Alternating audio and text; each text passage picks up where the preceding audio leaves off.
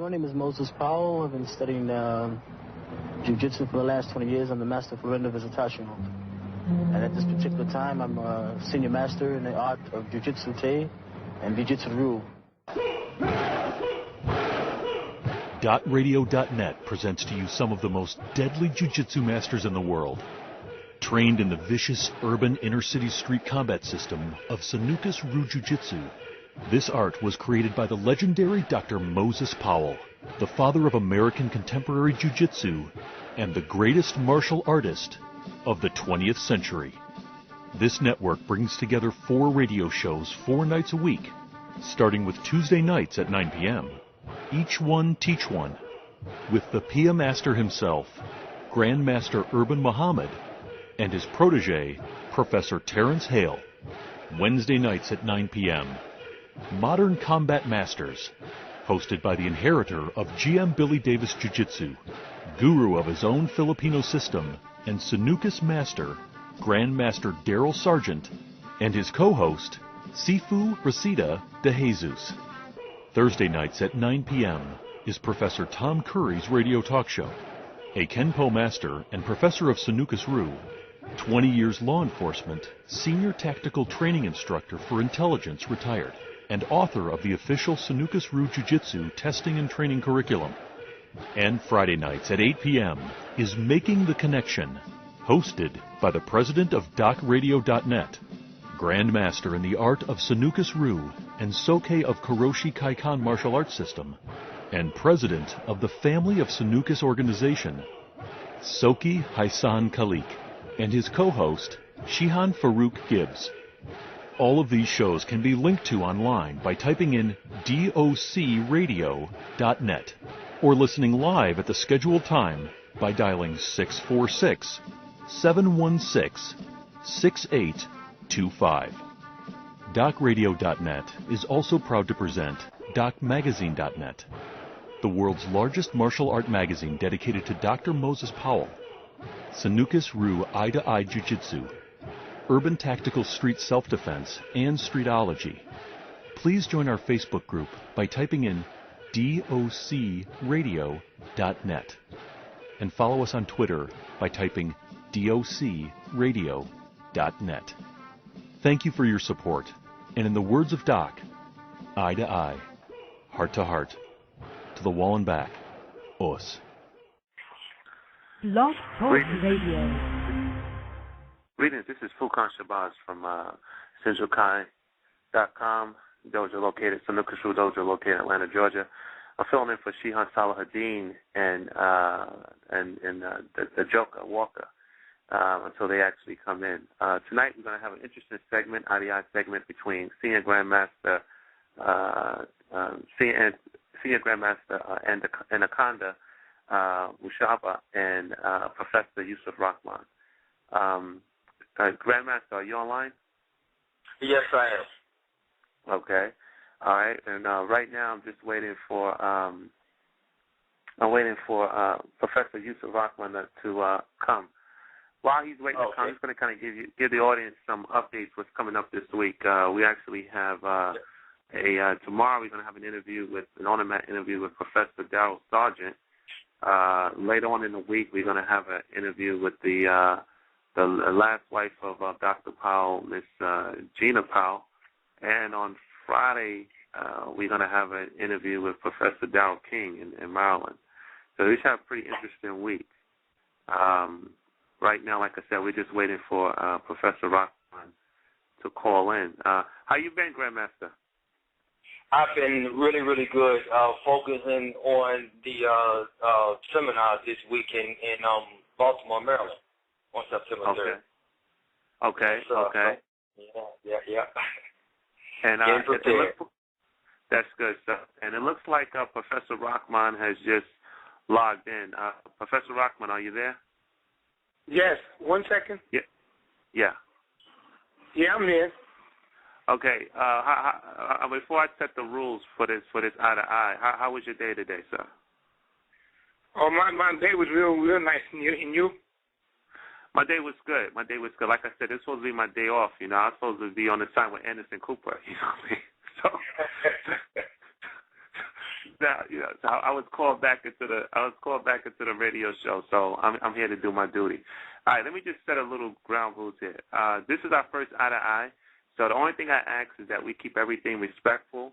I don't really know. I'm gonna, Professor Rahman, you pretty much called this i2i session, so I'm pretty much gonna just lay back. And if I come in, it's only if I feel things are getting if things get, if I feel disrespectful, if I think it gets too heated, I'm just gonna come in and kind of interject. But other than that, is Grandmaster what's his name on? Yes, sir. I'm on the phone, brother. Yes, sir. Okay. How you doing this evening? I'm doing good. Yeah. So I'm gonna just I'm gonna be quiet right now, and Professor Yusef Rahman, you have the floor. Okay. I heart to the wall and back. I was listening to your interview. Yes. And there's a couple of things, that I disagree with. So they said, okay, you want to have a dialogue? Sure. Absolutely. Let's talk about it. I said yes. Let's talk about it. Sure. Okay. One, you said that the difference between senior grandmaster and grandmaster is that senior grandmaster is 10th degree. Okay. Now, when you have in most systems that have 10th degree red belt, 10th degree red belt, 10th degree is grandmaster.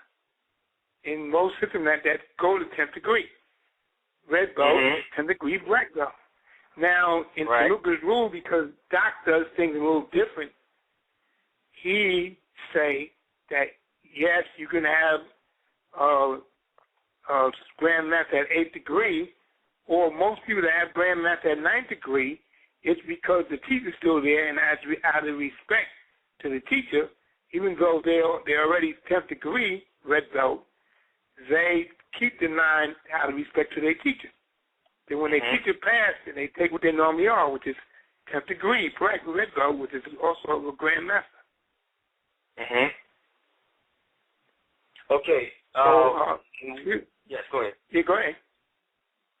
No, I'm sorry. Go on to finish first. No, I'm finished. Oh, okay. When Doc was alive, living with me in Vermont, that's when he promoted me to 10th degree and gave me the title of senior master. That was why he was alive. Doc does a lot of things different, for different people. So he told me at the time, he said, I'm promoting you to 10th Dan, and 10th Dan, you will be called grandmaster. And he said, I don't do this for everybody, and I don't give it to everybody. So that's the reason why I said at 10th Dan, you was a senior grandmaster. That's the way Doc had explained it to me at the time. And that's the reason why I said that. Yes. Okay. I understand that. Yes. But I'm saying to you, that's what I said in Snookers, Doc has his own way of doing things. So he do what he wanted to. Doc does what he wanted to. And since he's qualified, he do what he wanted to. But, that's true. When you talking in public and say something that you make people that don't know think that there's a difference between one and another. Like some people have, that's grandmaster's 10th degree, some people have a certificate that's paper, and other people got a scroll. And they're all grandmaster 10th degree. But to make the distinction, he gives some people a scroll, and some people he give a paper certificate. Right. So, for clarity, when you're in the public, you got to give clarity because people say, well, what's the difference? Or he's either higher than him, or he got some knowledge that the other ones don't have. And a grandmaster is a grandmaster. Once you get to that level, it is what it is. Like Don say, that it's a bar, and you got to reach the bar. So once you reach the bar, you reach the bar. And there's no difference between you and me. It's I got the bar, you got the bar. You're a grandmaster, I'm a grandmaster. You're a professor, I'm a professor. Again, I explained it the way that Doc explained it to me.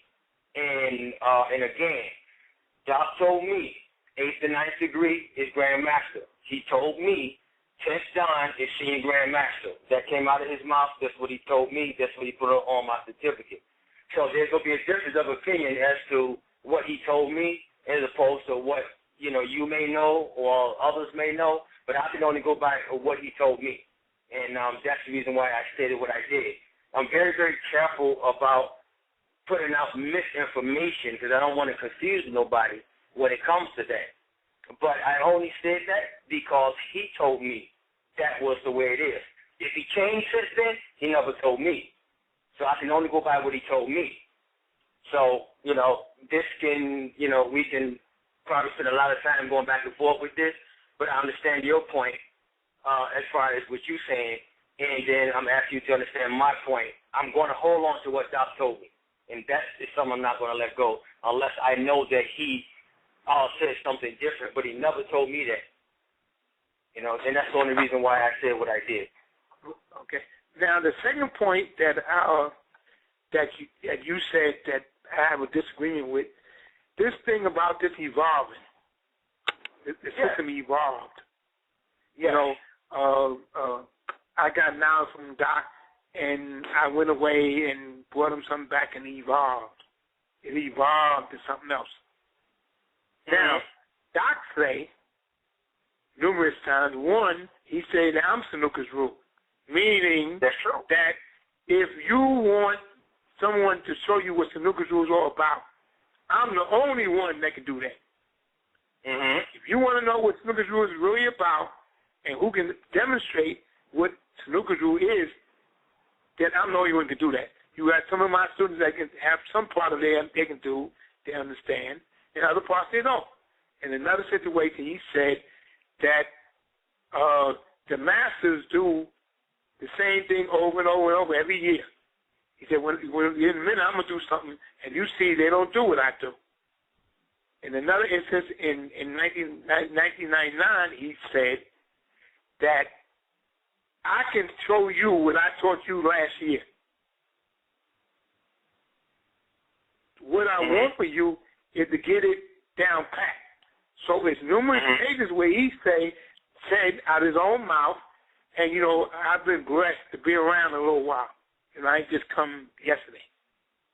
I've been blessed to be around the 4 generations of Sanuka's rule. And so he never made it appear like it was any of his students that arrived at the state where they had superseded either his knowledge or his ability in Sanuka's rule. He said also that I am the river that never runs dry.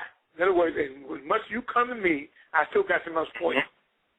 That is true. So I'm saying that when we as students of his, have to be careful how we represent the little bit we got.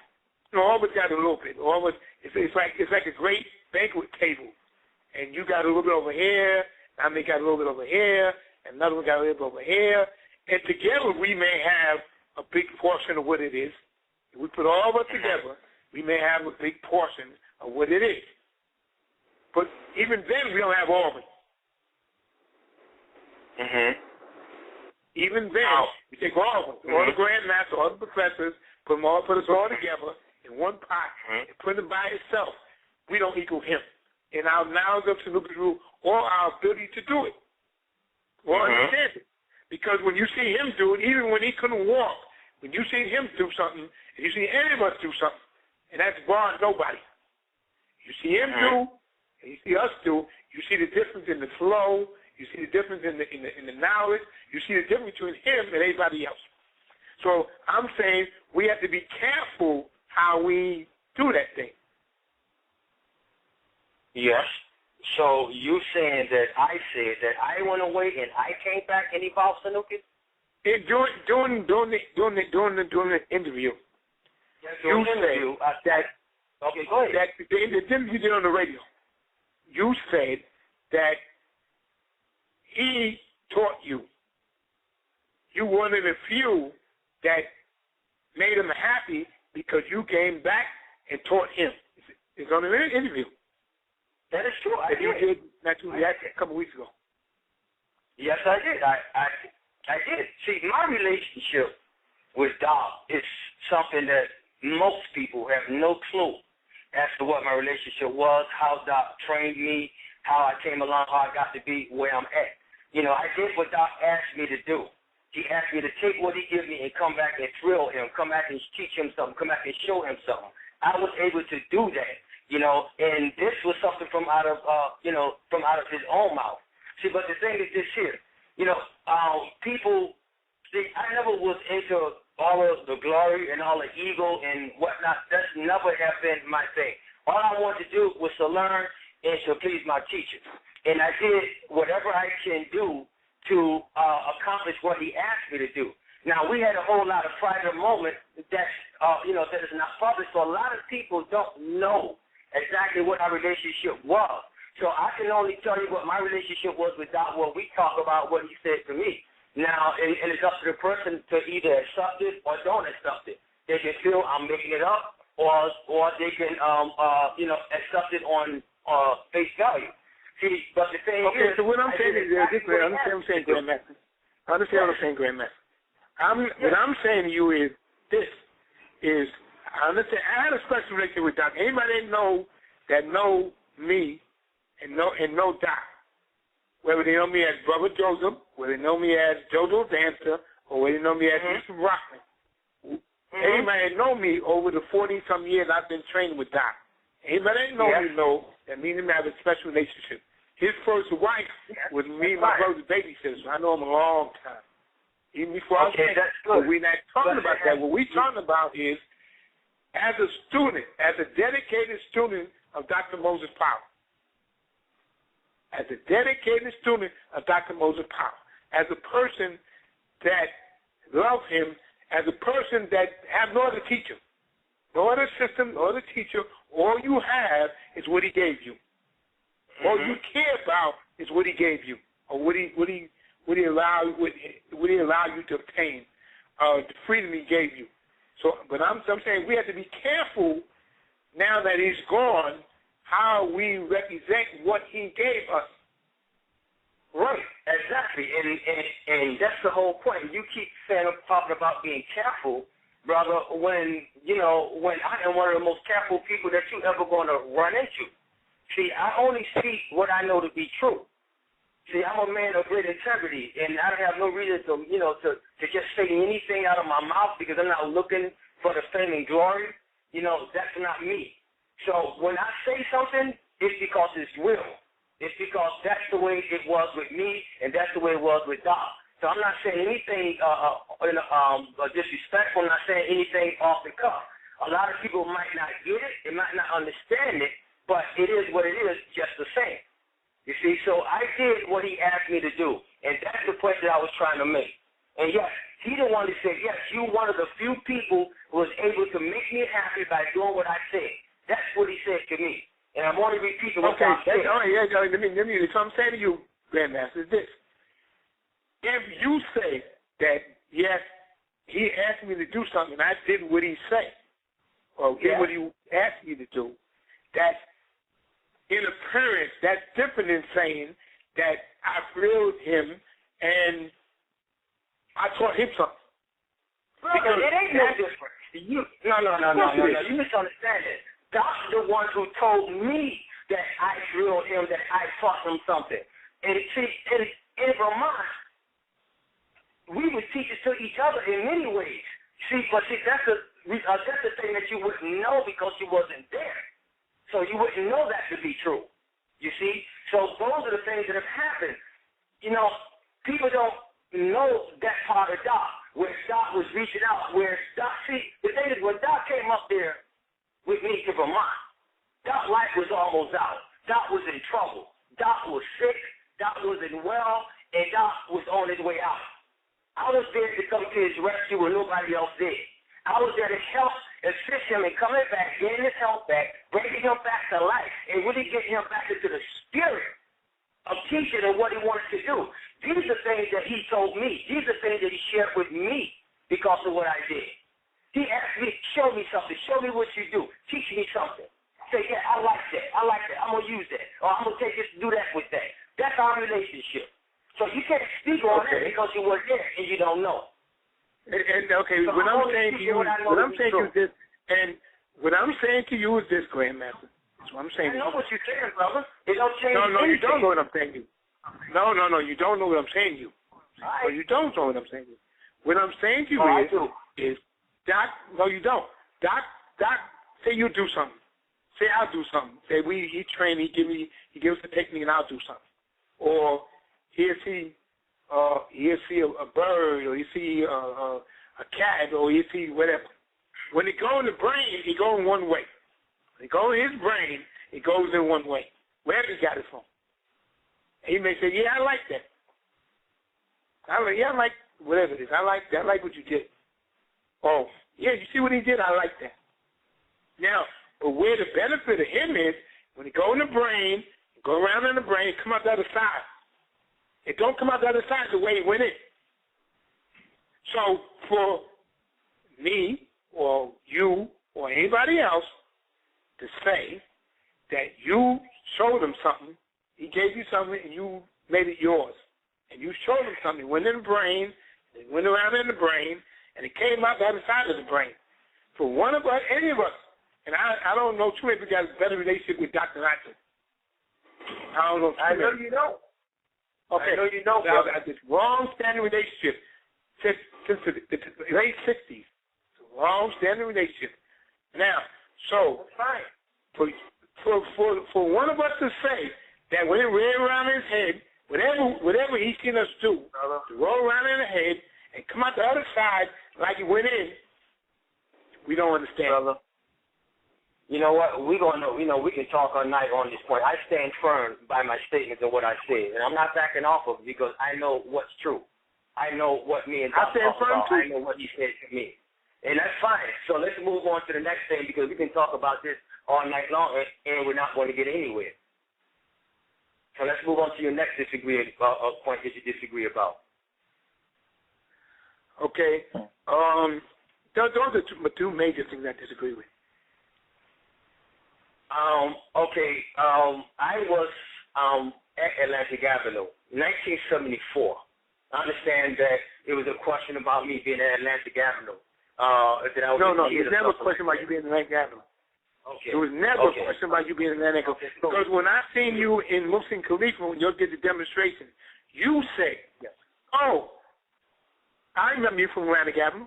You don't remember me. And I said, of course I do. Yeah, absolutely.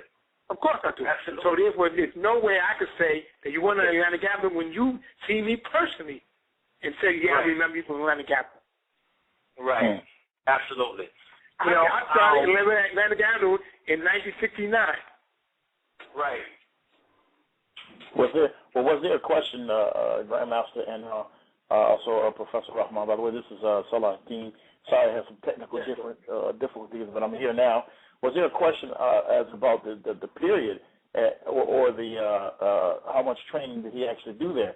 And as far as like when you got there in '69, there was a statement made that Grandmaster Anakanda was from Connecticut and wasn't not in New York and not from Brooklyn and couldn't be there as far as everyday training with Doc. Okay, my statement in that was the difference that here. Okay, let me ask you a question, Grandmaster. How old are you? I'm 57, brother. In 1974, I was 19 years old and a fourth degree black belt under Doc. Okay, no problem.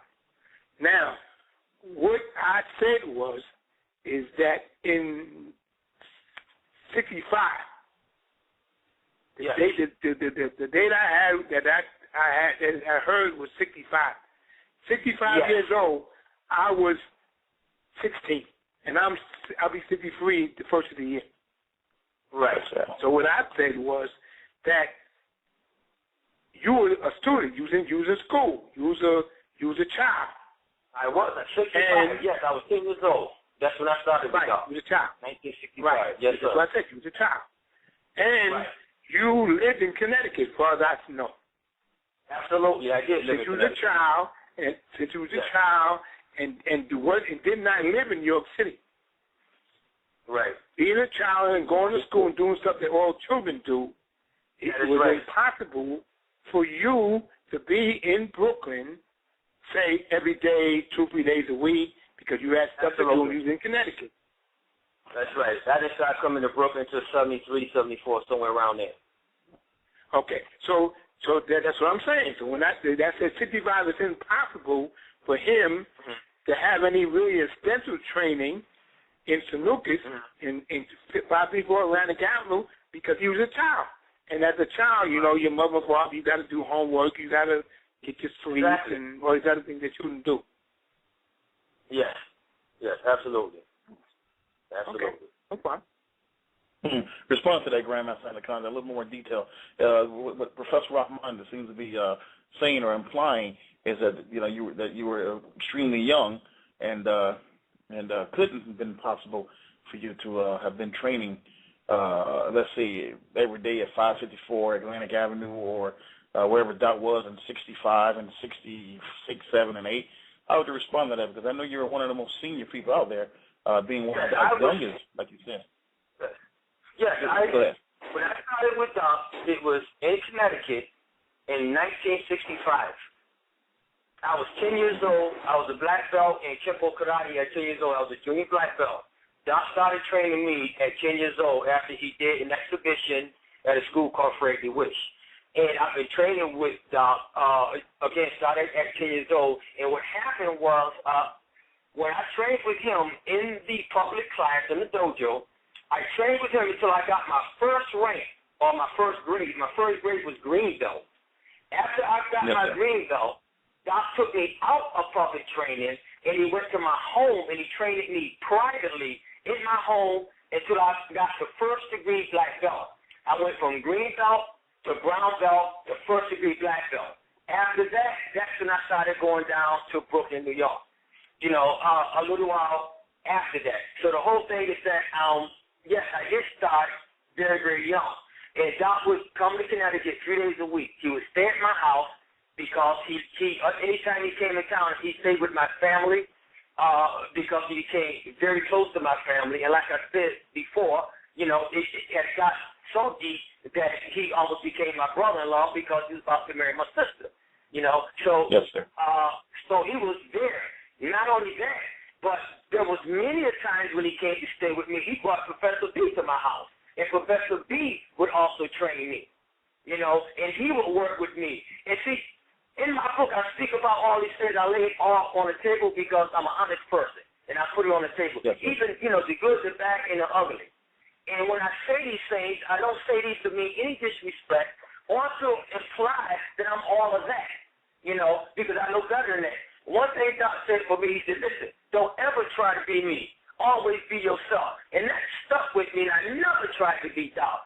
I always tried to be me. And Doc said that is what made me as good as I was, because I always tried to be me and never tried to be him. This is what he said to me. So when I say things about, about Professor V coming to my house, and I talk about it in the book, and I talk about how Doc used to be my bookie, that's no disrespect to him. I mean, I'm proud of that. I'm really proud of the fact that, that Doc, agreed to be my bookie when Professor V would show me something. Doc would come on the mat, and he would let Professor V work on him, and then he would have me to work on him. I mean, I was scared, because I was a kid. Yes, I was scared, because I didn't want to be up there trying to do nothing on Doc, but yet he insisted that I do, so, but let me ask you a question, I'm only sharing. Let me finish in the comment. Okay, 1 second, let me finish, please. So all I'm doing is I'm sharing my relationship and my experience with Doc, because, see, I talk about a side of Doc that most people don't know and don't see. And that's the promise that I made to him. He said, when you write about me, you let people know that I'm human. And that's what I did. And that's what that's all about. Plain and simple. Yes, brother, your question, please. Okay. My question to you is, this what you said just now, what age were you? Let me see. Professor V was coming down when Professor V started coming down to see me. I was a brown belt then. I don't know. It must have been about.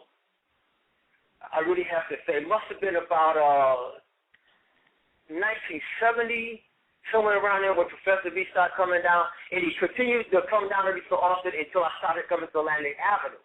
When I started coming to Atlantic Avenue, then Professor V never came back to Connecticut. But I stayed with him, of course, in New York whenever Professor V would teach. So I was young. I was somewhere, I don't know, 14, maybe, somewhere in there. You know, I was a young brother for sure. Right. When all right, that's what I'm saying. So as a young person, as a child, as a child, as what people will call a junior student, anybody, cool to him. And he was exceptional. Doc was this exceptional person. Yes, he was. As a junior student, as you mature as a person, as an individual, what a lot of things you learn as a junior student act as foundation for when you get older. You're right. That's life. Right. That's life. Excuse me? Yes. Right. I said, yes, because that's life. When you're young, everything you learn builds your foundation for when you get older. Absolutely. Right, absolutely. So, if, say, any of us at 12 years old was training with whoever, what you learn at 12 or 10 or 8 or whatever, what you learn at that age before you mature as a person, when you don't know you 20, 18, 19, 20, 22, 19, when you that age where you basically grown. Yes. What you get at that age as a foundation. In other words, some of the things that the other guy that's a little older may learn, now you already know how to fall, and you know how to block a little bit, you know how to do a few of the basic things. And you use it as a foundation for when you get older, but it's not the same. It's not the same a person of 22 that got the knowledge and the person of 13 that got the knowledge. Right, absolutely. So, like I things that I've experienced with Doc, or things I experienced with Professor V, you understand what I'm saying? I say to certain people because I don't want to be construed or misunderstood like I'm somebody important or I got something somebody else didn't have, or my relationship as a person may be close with Doc, but my relationship as a student is like any other relationship as a student. The more I give, the more you put in, the more you get out of it. Like anybody else, like a person just came to the school, have no personal relationship with Doc. He come to the school, he get on the mat, he go home, do his homework, come back on the mat. Our relationship is the same.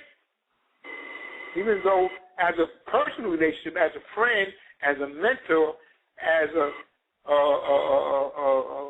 almost as a big brother, or it's different in the two people, but as a martial artist, what you put in, what you get out of it. We both the same. And I think I got a close relationship with Doc over a lot of years. But that is my relationship with Doc. That's all it is. It has nothing to do with my ability or my knowledge of his intellectual creation, which is Lucas Rule, eye to eye, heart to heart, to the wall and back. And I have to separate the two. Brother, see, that's what I'm trying to explain to you, is that regardless of what your relationship was with Doc, mine was what mine was. And absolutely. the things, but the things that I experienced, the things that we've been through, the things that we talked about, see, Doc was one of my brothers. See, Doc, was telling people that I was his son. That's how he felt about me. I'm the son that he never had. His wife would tell you that I'm the son that he never had. You know, he wanted to tell the world that Anakanda Mushaba is my son. See, because that's the level of the relationship. So he was like a father, he was like a brother, he was a teacher, and we were friends. You know, that's why we hung out and we ran the streets together, because we were friends. Our relationship, you know, was what it was, and it didn't have, you know, have these points where, okay, you go come to this point now, and, you know, we're not friends no more. Now, in public, I never, even though in private, I call him Moses, because that's the way we were. But anytime we was in public, in class, on the mat, I always called him master or sensei or doctor or whatever he was at the time. You know, because I kept that public perception, that public respect, you know, because that's the way I felt I wanted to do it. You know, and so, you know, but what we had, you know, behind closed doors, I'm talking about and writing about what Doc asked me to. You know, so many people see Doc in one way. This great, enormous God of a martial art, you know, on the match, you know, who know this and who know that. But they don't know that Doc was a man, that Doc hurt, that Doc had feelings, you know, that Doc was somebody's son, you know, that Doc was a father, that Doc had children, you know, that Doc experienced pain, that Doc would sit there and cry in front of me about stuff that would, you know, break his heart. See, he wanted people to know that part of him. See, I was blessed to have that part of him. You know, and so he asked me, you write about it and don't you tell no lie. You tell it like it is. That's what he told me. You know, he said, you tell it like it is. Don't pull no punches. Don't try to make me look good. You tell the truth. You tell it like it is. He said, I'm not ashamed of who I was. You know, I'm not ashamed of what I've done. You know, and so I fulfilled my promise to him, to my teacher, to my father. You know, I fulfilled my promise to him when I wrote that book about. That's why I said my story, because it's exactly what it is. It's my story between Doc and I. You know, so I know that there's differences between, you know, how we see this thing and how we feel that it should be approached. But regardless of how some people may see it, I never in my life would ever disrespect Doc. I would never openly or publicly or even in written word disrespect my father, disrespect my teacher, disrespect my friend. That's not where I'm at. You know, I'm not trying to never try to build myself. You know, brother, I'm as humble as they come. You know, I mean, it don't get too much better than that. You know, because that's the one thing that Doc instilled in me. He said, you better not ever get an ego. If you do, I will take your head off. He made sure that I didn't have an ego. When I was coming up in training, it took me 8 months to go from beginner to first degree black belt. But Doc said to me, a year later, he said, let me tell you something. You was ready for your first time 8 months. But the reason why I waited a full year is I wanted to be sure that you didn't have an ego, that your head was on right. That's why I'm just giving it to you now. So he made sure that as I came up, I did not go into this whole ego thing, you know, like I'm all that. Man, I mean, he taught that and instilled that in me and beat that in me and burnt that in my brain. And that's the reason why I'm as humble as I am now. Because a lot of people look at me and say, wow, man, he's a real humble brother. Yes, I am. But he also taught me to bring out the lion when necessary. You see? So I don't have to go around ego tripping. And brother, I'm not that kind of person. I don't ego trip. I don't want myself to look bigger than what I am. You know, can't nobody be me or be me greater than I could be. Just like nobody can be Doc. Nobody can be me. Nobody can be you. Nobody can be the brothers that's on the line right now. You are at your greatest when you're being yourself. And that is the lesson that Doc wanted me to get. You know, so, you know, I don't want nobody to feel that I'm trying to be disrespectful because I'm not. I love him too much. I sat and cried with him in my freaking living room because he was in so much pain. His heart was broke so bad by so many people. When Doc said, brother, he said, man, look, Anakanda, you wouldn't have came and got me, I'd be dead right now. I'd be dead. I got a phone call from Brother Lester. He said, Anakanda, come to New York and get Doc. In not 2 or 3 days, he's going to be dead. You need to come and get him. Why I'm calling you? Because I know that he will listen to you, and you're the only one who can get him out of New York. That's what Brother Lester said to me. I don't know that to be so, but that's what he said to me. And I went to New York. You know, I got up in my car at 3 o'clock in the morning, and I went to New York. And I waited for Doc 12 hours before he showed up. Then he showed up. Then we talked. car. I said, come on, I'm taking you home. He said, okay, I'll be right back. He goes, I sit there all night in my car to the next day when he comes back because he didn't show back. I said, Doc, I waited for you. We got to go home. I got to get you out of New York. He said, okay, give me a minute. I said, no. This time, you're not going nowhere without me. You have to kill me to stop me. You get in my car, I take you where you got to go, and then we going. And you know what? Doc left New York with nothing but his gi bag. He had no clothes, no nothing. All he had was his gi. You know, and he came to Vermont. And what I did, you know, and Doc was sick, man. He wasn't well. So myself and my warriors, we worked on him, man. We massaged him. We healed him. We gave him vitamins. We gave him supplements. I mean, I cooked for him. I fed him. I bought him clothes. I brought his woman down. I fed her. I clothed her. I put him in an apartment. I paid for the rent. I paid for the gas. I paid for the lights. I paid for the food. I paid for the clothes because that's my teacher, and I love him that much. That's my brother. I'm going to take care of my father. See, that's what it was. But see, people don't talk about that. People only talk about all this other stuff. But see, this is where it really counts. This is when it really meant something. You know, when Doc was down and out and was about to be out of here a lot sooner than he was. He said to me, brother, you gave me a whole lot more years to my life. He said, and I appreciate you for that. This is what he said. I don't care. See, I don't look at it like that. I'm not trying to take no glory. I'm just speaking the truth. And I'm speaking the facts of the way things were. And so, someone said to me one time, oh, so you said all that because you think you're special. No, I don't think I'm special. When a person tells the truth, I mean, you know, that don't make a person feel like they're special. I'm just talking the facts of what happened, how the whole thing was. You know, and so, I mean, you know, the slaves was all messed up, and, Dr. Holly walked. He was in trouble. And we worked on him. And when he started teaching again, because, see, the light was out. The fire was gone, man. And he sat there in that chair, and, and he would come out, he would sit there, and he would just sit there, just looking at me and my warrior train. It was nothing. That's just, come on, I'll show something. Nah, that's okay. And eventually, after about a month or so, he started feeling better, started getting better. Then he started teaching from sitting in the chair. Then he started showing things, the light and the spark started to come back. And it came back. So there's a lot of people out there, and I'm not speaking about you, Brother Rahman, just so we're clear, but there's a lot of other people. I know you love Doc. So a lot of people out there is coming at me with a whole bunch of crap. And I'm going to ask them, where were you when Doc needed you? Where were you when Doc was down and out? Where were you when Doc was about to die in the streets of New York? So don't come to me with all this stuff that people coming at me about, man, because it's not right. I did what I did out of love for that man. And I will ever cherish him.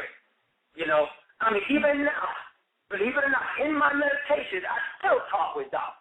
He still teaches me. He still gives me advice. If there's a problem going on, I consult Doc through my meditation. What should I do, Doc? How should I handle this? Whether somebody think I'm crazy or not, I can care less.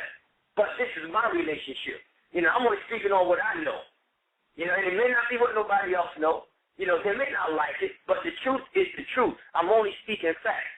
Everything in my book is about, I talk about the bad times. I talk about, when Doc and I, had this so-called falling out, that people talk about. See, one thing, before this call, I was writing my second book on Doc. And I was on a section where Doc was talking to me, and he was hurt. He said, you know what? He said, man, the Sanukas family. He said, well, I can't say the words that he said because Doc, Doc had some curse words in there. You know how Doc is, he raw. But Doc said, he said, it's so much ego. There's so much drama goes on. He said, it needs to stop. He said, we need to be a family. Everybody needs to put all that stuff down and come together. See, it's easy to find something. Because, see, brother, we're all imperfect beings. There's no perfection on earth. You're not going to find it here. So we are imperfect. So if you're looking for some imperfection, you're going to find it. Because it's going to be there in everything and everybody that you see. So we need to start to focus on the positive and find reasons to speak good and to speak positive about each other. And not to try to find something to throw some dirt, to throw some salt in the game. See, and that's what's been going on. People are not looking at the good things. So many people say, oh, I love Doc. And yet they turn around and they throw dirt, or they talk bad about the USFA. They even talk bad about the memory of Dr. Moses Powell. I heard it. So I know this to be true. So those people don't love Doc. I love them. Okay, now this is what I'm saying to you. Excuse me, Brother Grandmaster Anakanda. And you know the easy way to do that? You know the easiest way to get around all that stuff? The easy way? The easiest way to get around that stuff is to respect your relationship with Doc, whatever it is, whatever your personal relationship with Doc, whatever it is. But you know the easy way to get around it? The more you understand what Tanuka's rule, eye to eye, heart to heart, and to the wall and back, that's the easy way, because you can't talk bad about the system. You can't talk bad about the intellectual creation, because it's so much superior to what you have to respect it. So the more you know about the system of Sanuka's rule, the more you can exhibit what the system of Sanuka's rule, eye to eye, heart to heart, to the wall and back, the more you can impart to other people about the system of Sanuka's rule. Then they got no way of saying. Whatever your relationship with Doc, whatever my relationship with Doc, whatever anybody's relationship with Doc, that's your relationship. That's my relationship. That's right. But where the benefit is what Doc gave to us in his intellectual creation that God blessed him with. Nobody can argue with that. I don't care how they feel about Doc. I don't care how they feel about the negative. I don't care how they feel about the positive and his right. I don't care how they do that stuff. Where the benefit is that any of us as students in his is the system of Sanuka's rule. Professor all that other stuff don't really matter. That's between you and him. Professor, you said something just now about elements of creation. You went kind of fast. What did you say that? Or I'm saying that the way to get around all that stuff, all that bickering, all that ego, all that stuff, is how well you understand the intelligent creation that Doc was blessed with. How well you understand it, how well you can exhibit it, how well you can explain it to other people. So if you as an individual can explain to somebody who don't learn about martial arts, and they knew that, and you can take what you have and give it to them, that's where the real benefit is in the legacy of Dr. Moses Powell. Because the real benefit of Dr. Moses Powell is Sanuka's rule, eye to eye, heart to heart, to the wall and back. Professor, are you talking about certain, because of course we've had previous conversations, certain core movements and core theories and principles that I'm saying to you is yes, I am. Say he has 30 core moves in Sanuka. I'm going to say. And say he has, since everything he has 1,000 variations. Say you may have, or the system may have, out of them 30, 40 core moves, it may have another 10 to 15 variations or 20 variations that you receive in the system. Now, what the real benefit in any of us as students of Dr. Moses Powell is, one, how much of that can we actually understand? Then, since we talk about people on the master level, we're not talking about people that can kick and punch. Everybody can kick and punch. Right. How much of that can you impart to a person that's coming up the street? He come up the street. How much of that can you get him to understand of these 30 techniques and say 15, 20 variations of the 30 techniques? That's your benefit to the legacy of Dr. Moses Powell. All that other stuff don't really matter, because that's not what holds together. Your personal relationship with Doc, or my personal relationship with Doc, is not what holds together as a family. What holds together as a family is Sanuka's rule, eye to eye, heart to heart, to the wall and back. Yeah, Professor Rahman, wouldn't Doc be the ultimate judge of who understood the course? Well, Doc is not here. And principles. No. Doc is not here. So speaking when he was here, when he was here. Absolutely. Yeah. Yeah, absolutely. When he was saying he's the ultimate judge of who know, who don't know. Absolutely. Okay. Okay. Right. All right. And I'm glad you brought that up, brother, because that's important because a lot of people say a lot about nobody really understanding, Sanuki. Of course, nobody's going to understand it like Doc because that is Doc. That is his baby. That's his creation. Of course, no one's going to understand it like that. But Doc told me, he said, there's a handful of people that I train, that really got it. They really understand Sanuki, really understand what I'm trying to say.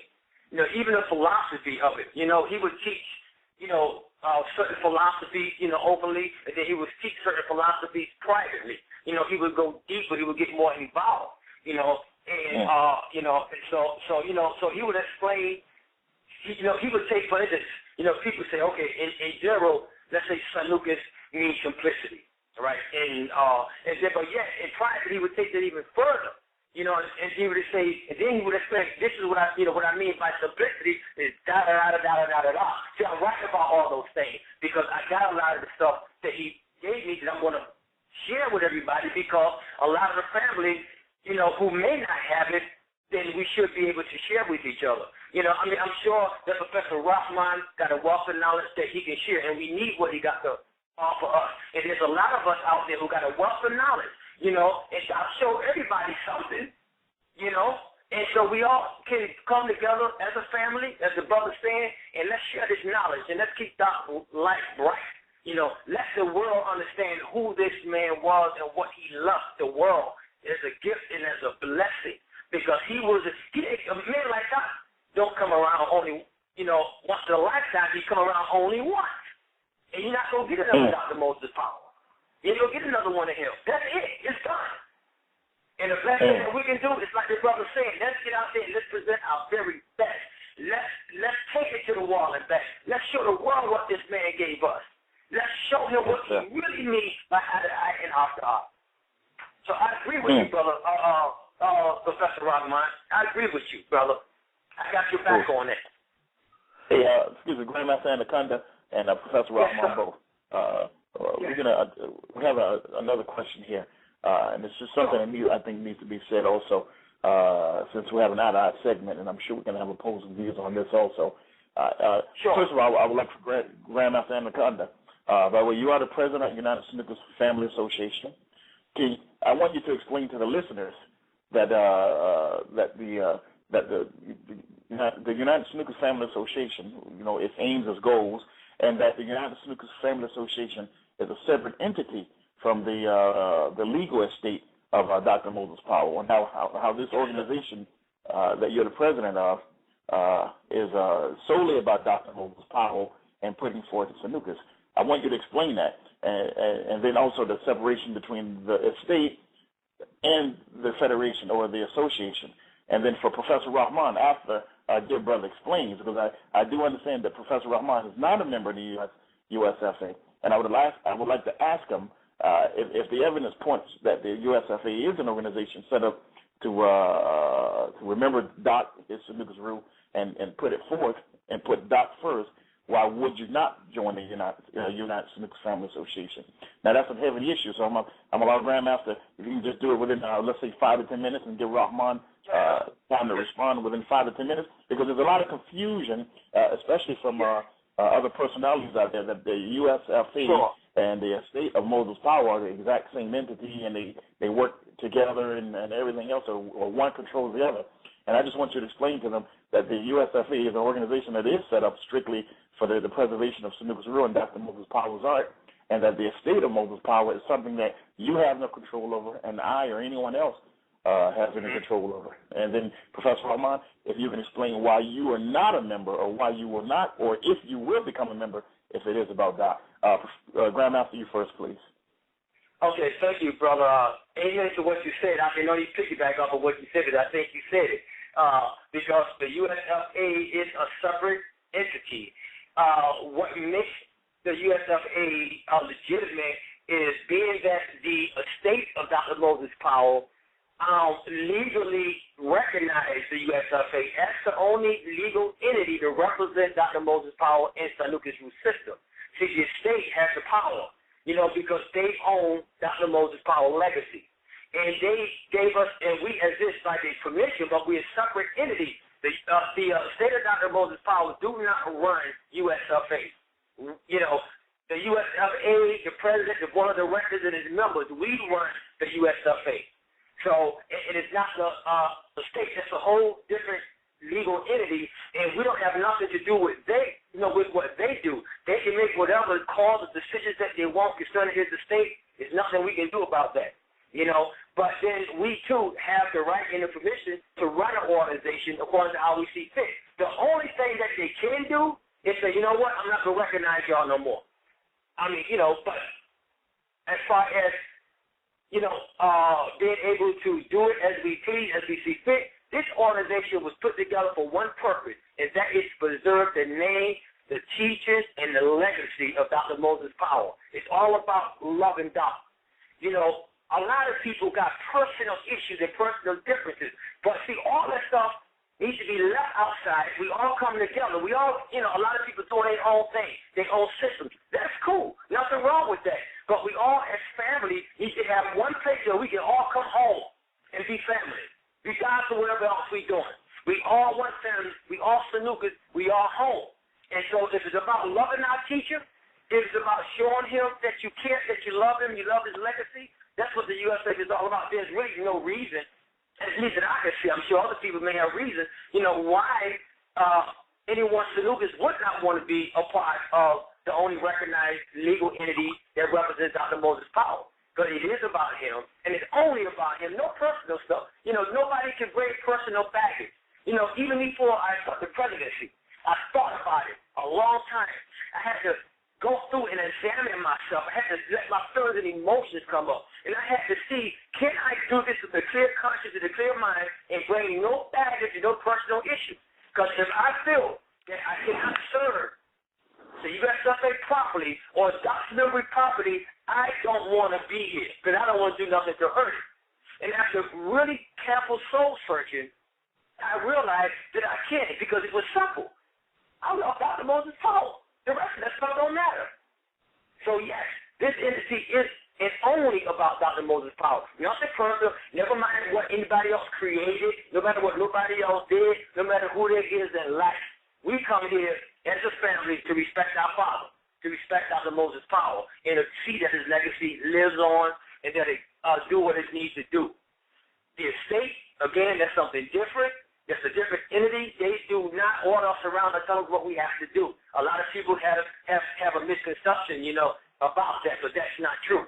So whatever decisions they make, whatever they do, it got nothing to do with us because we can't do anything about what they do. So the USFA has no authority and has no, any legal proceedings or anything, has nothing to do with the United Snooker's Family Association. That is the call and the decision of the executive, not the executive, but the executive of Moses Powell's estate. That is nothing from the USFA. Yes. No, if there's any legal stuff going on and letters going out to people, about the name and life and stuff like that, that has nothing to do with it. We're not sending nothing out. All that comes from the estate. I mean, hey, we have to comply. The USFA got to comply to what the state's saying. They have their own lawyers, their own setup. They do what they do. And all we can do is to say, hey, I think maybe you shouldn't do this and that. They can say, hey, I'm gonna do what I want to do, if that's the way they feel. So no, USFA is not involved in any legal proceedings, any letters going out. We're not involved to tell nobody that you can't do Sanukas because that's ludicrous. If Doc trained you and you got away from Doc, of course you could do Sanukas. Can't nobody take that from you. So the issue is with the state, not with the USFA. The state say, hey, y'all using his name, y'all using his likeness, y'all making money, y'all go pay it. That's what the state said, but the state feel, look, this is his family, and the family should benefit from something, and that's the way the state feel. And I feel the family should benefit too. But everything should be done properly. Everything should be done right. Somebody told me that Doc's family don't deserve nothing. Now, that's wrong. What do you mean his family don't deserve nothing? He sacrificed his family for us. So to say that they don't deserve nothing is not right. It's his creation, it's his legacy, that's his family. They should get something out of it. But again, USFA ain't got nothing to do with that. You know, we ain't got no say-so. So you're right about that, brother. And thank you for bringing it up, because it did need to be clear. Yes, sir. Yes, sir. Professor Rahman, we'll give you the same amount of time to reply, please. Yes, sir. On why you're not a member, or why you won't become a member if the USFA is set up for Dr. Moses Powell. All right, and no problem. There you go. One, yes, me being a long-standing, dedicated student of Dr. Moses Powell. First of all, I'm looking to see what direction that the USFA is going in. Whether it's going to be like General Motors and just a corporation, or is it going to continue the intellectual creation of Dr. Moses Powell? Because the real benefit of Doc is intellectual creation. Everything else is just side, it's just add on. The real benefit is intellectual creation, which is look at the room, eye to eye, heart to heart, to the wall and back. That's first and foremost in showing the legacy of Dr. Moses Powell. So I'm waiting to see where it's going to, when smoke clears, what direction it's going in. Number one. Number two, this price with this, you got to give $5,000 for this and $3,000 for that. I don't have that kind of money. So even if I felt that the other part was right, I don't have that kind of money to be given to nobody to be part of the organization. So that's basically my answer to your question. One, I'm waiting to see. Yes. Yes, no, sorry. Finish, Professor Rahman. Go ahead. Yes, go ahead, finish. So, first of all, I'm waiting to see to the smoke clear. Yes. And see what direction that the organization is going in.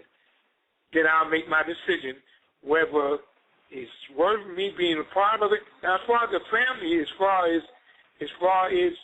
those in the master level coming together as a family and imparting the knowledge that he gave to us, I've been saying that for 6 years, that we on the master level should come together. That's right. As people on the master level and determine, well, he's better at kicking, he's better at the intellectual part, he's better at this one, he's better at that one. And so therefore, anybody's students are basically get the same thing. If we on the master level came together. I've been saying that for 6 years, and people do whatever they wanted to. I'm a grandmaster, I do whatever I wanted to. I'm a professor, I do whatever I wanted to. So until we understand that it's going to be like it is. But as far as the organization is concerned, I'm waiting to see what direction the organization is going. Good. That's an in-depth answer, Professor Rahman, and I like that. Shabazz, are you there? Yes, I'm here, yeah. Okay, good. I'm sorry, because I kept hearing something in the background. I don't know if I'm getting feedback or whatever. But there was a couple of issues that we definitely wanted to clear up. Yes. All right, well, gentlemen, listen, I'd like to give you guys about, let's say, I think that's going to conclude as far as our first i2i segment, where we have two different point of views, and they come together in a respectful dialogue, and they both put their points out, and we leave it up to the listeners to decide. I want to thank Grandmaster Anakanda and Professor Rahman for being the pioneers in our first i2i segment. Usually, normally I should say, some of the seniors as well as the junior people and what I call the middle people, and because most of the talking is never done eye to eye. Most of the talking is being innuendos, backdoor, slight comments here and there. So we try to use this forum so people can actually bring the issues forth. One of the things I got to thank Rahman for is he's one of the few people that he had a difference of opinion with you, Grandmaster Anakanda. And he said he wouldn't have a problem to challenge you on things or clarify, and that's what we're lacking in this system.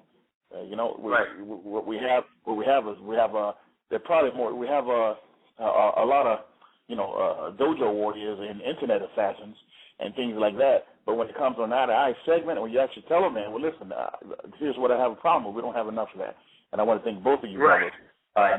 If I can I want to give both of you brothers 5 more minutes, just to, just a few more minutes to pitch out, tell the viewers something you think, maybe a personal story from Dr. Moses Powell. I know Professor Rahman has some real good stories. I've heard a few of them. And I know Grandmaster Anakanda has some real good stories. I've heard a few of them. So maybe just take a few minutes each to share a story of Dr. Moses Powell. And one thing I can say about both you brothers is you both are, I don't want to say students, because I'm a student. I came around late 80s. I'm a student. You guys are what I call the disciples, because you were with Doc in this early, when he was formerly disciples. Yeah, exactly. You guys were his disciples, where he put some things in you that I'll never see. He did things in the 60s and 70s, Professor Rahman, I'll never see, because even he said you may never see it again. Some of the things he did in the dojo. So, you guys, it's all Doc throughout most of his martial arts life. I consider you guys the disciples, and then we're the people. We follow the disciples who follow the one who created Snooker's Rule. If I can put that spin on it. But we'll start with Grandmaster Rahman. Just a few minutes. Any story you want to tell about Doc, or anything else you want to tell us, or even any pitch. And also, please mention the name of your book, where they can get it, where you're located at, and the contact information. Okay. So hello? So what was that? Yeah, go ahead. Are you talking to me or talking to Grandmaster? No, Anakanda. Grandmaster Anakanda. Sure. Okay. One could think about you as far as any fees. It's $25 for underbelts to join, and it's $50 for black belts and up. That's it. That's the only fees connected with being a part of the USFA. $25 and $50, based on your rank level, and you get so much more back: certificates, lapel pins, patches, ID card. So that just eats that $50 if you're senior, or $25 right up. So I just wanted to mention that. Right. And that's a year, right? So we're talking about $50 a year that goes to the USFA. A portion of it does go to the family of Dr. Moses Powell. And we're talking about $50 a year and $25 for underbelt. And we got people who, I shouldn't say people for $50 a year and $25. I'm glad you cleared that up with Grandmaster Anakanda. Yeah, I want to, because, brother, listen, as the president of the USFA, I paid my $50. So, I'm not nobody special. I paid my $50 too. So, because we're in our growing stages and we need finance to help support what we're trying to do. So I did want to, clear that part up. Now, as far as my book, it's called Dr. Moses Powell, Beyond the Legend. He chose that title. So Dr. Moses Powell, Beyond the Legend, my story. And the book is available. You can find it on my website by going to MOHAMMADcenter.com. Spelled just like my last name, center.com. And you not only will have a book, but we also have a song that we recorded in his honor, and the song is titled Moses. And so that song is also available. And this Saturday in Baltimore, Maryland, doing a seminar that Professor Charles Richardson and Professor Les Penn is having. I'm going to have the book available as well as the song available.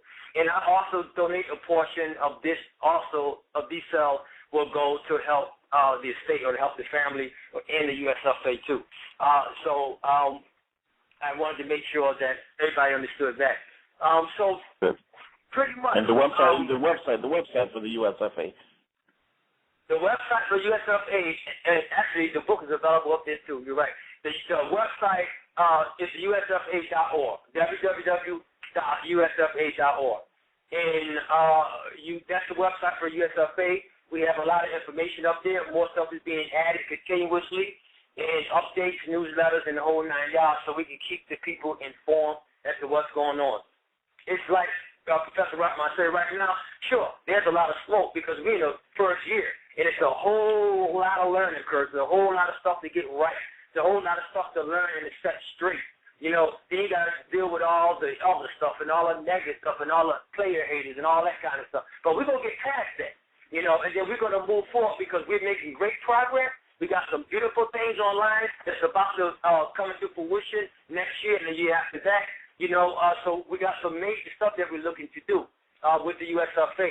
And I do want to be real clear. I'm a people's president. I'm for the people. That's what's important to me. The people is the ones who make anything click.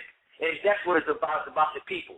It's not about everybody who's these grandmasters, all that kind of stuff. Man, I care about the people. The everyday number is my concern. That's who my attention is. I want to make sure that they get what they're supposed to get, that they get the teaching, the training, the education, and the attention. So my door is always open to any member. You can always call me or email me, and I will respond to you. I'm not one of those hard-to-get people. I'm available, and I want everybody to know that I'm available. I can answer any questions that you have. And lastly, Brother Rahman, I want to thank you for being on tonight and for the challenges that you brought up. But see, this makes a good dialogue, and it gives people education and learning when people can agree peacefully and people can agree and state their point of views, and as the brother say, leave it up to the people to make up their own mind. But you and I have no animosity. We brothers. We got love toward each other. And we can hear disagreements and we can talk about it, and that's what it's all about. That's what's going to help put Sanukas out there and to keep it out there. So thank you, and I appreciate you, and I can't wait to see you again. Well, all yours, brother. Very good. Professor Rahman. Yes. Go ahead, brother. Go ahead and take us out. Okay. I got to let you close it. Yes, sir. Yes. Thank you, brother. Go ahead. Yes, thank you, Grandmaster Anakanda, on your ability to come together for the good of the whole. The only thing I'm really concerned about, only thing I really care about, only thing that make anything difference to me is the intellectual creation of Dr. Moses Powell. So what I would like to happen is I would like those of us who we see fit to give rank at the master level, what I would like to happen is for us to come together as a group who say we love Dr. Moses Powell and his intelligent creation, for us to come together and share with each other what he's given us. That's really important to me. All that stuff don't matter to me. It don't matter. It ain't got to do with it. That's the only thing that matters to me is if he's not here, is what are we going to do with the intelligent creation of Dr. Moses Powell? Right. As people on the master level. Thank you, brother. That's a very good point because the rest of it don't matter. You're right. It's all about the doctor. You're right. I agree with you 100%. Thank you. All right, gentlemen, I want to say thank you to both of you guys. And like I said, you guys are the pioneers because you're the first two to have a dialogue, on air for millions to listen to about Sanukas Rule Jiu-Jitsu. Listen, the aim of this show and the aim of this entire Sanukas Rule Senjokai Warrior Within branch and things that we're trying to do is to put Sanukas where it belongs, and that's at the top, not only of the Jiu-Jitsu world, but of the martial arts world. We refuse to lose, and we're not going to let Dr. Powell's system go down without a fight. We're going to fight, we're going to fight, we're going to fight and put it back to where it was. And no disrespect to anybody or any systems, but this is about Doc. And if you're about Doc, like you say you're about Doc, put his system and his name where it should be, and that's back at the top from New York to Florida out to Cali. And that's what we're going to do here. That's what we're going to do here at Senjokai.com and with this On the Mat i2i series. Once again, I want to thank both of you brothers. And I want to thank my partner in crime, the architect, Shabazz, for, like I said, I ran into a little bit of a problem trying to get here on time, and he covered for me. So I want to say thank you to the architect, Shabazz, for hosting a great show, man. I'm sorry I came on the end of it, but nonetheless, I think our listeners, and also our listeners and our critics will both have a lot of things to talk about. Yes, thank you very much. And also thank you too, Brother Shabazz. Always a pleasure. Always a pleasure. Thank you, brother. Professor Rahman, sincerely thank you. So you are a Sanukas warrior. You don't back down, and you ain't afraid of nobody. When that's all you have, when you don't have anything else, you can only get what you have. And all I have in 42 years, almost 43 years in the martial art world, all I have is Dr. Moses Powell Snooker's Root. So you can't get what you don't have. Yes, sir. Yes, sir. All right. All right. Amen. You can hear this video on the archive at www.senjo, SENJOKAI.com, or Senjo Martial Arts, that's with an S at the end, .com. Just click on, you go to our homepage, look to the top right, you'll see Blog Talk Radio, and you can listen to all our segments, including this historic i2i dialogue between Grandmaster Anakanda and Professor, who I call Senior Professor Rahman, Yusef Rahman. Gentlemen, thank you very much. I'll go ahead and let my co-host and my colleague close us up. All right, I want to thank both of you. To the audience, have a good night. I2i. I2i. To the wall and back. I2i, heart to heart, to the wall and back. Thank you.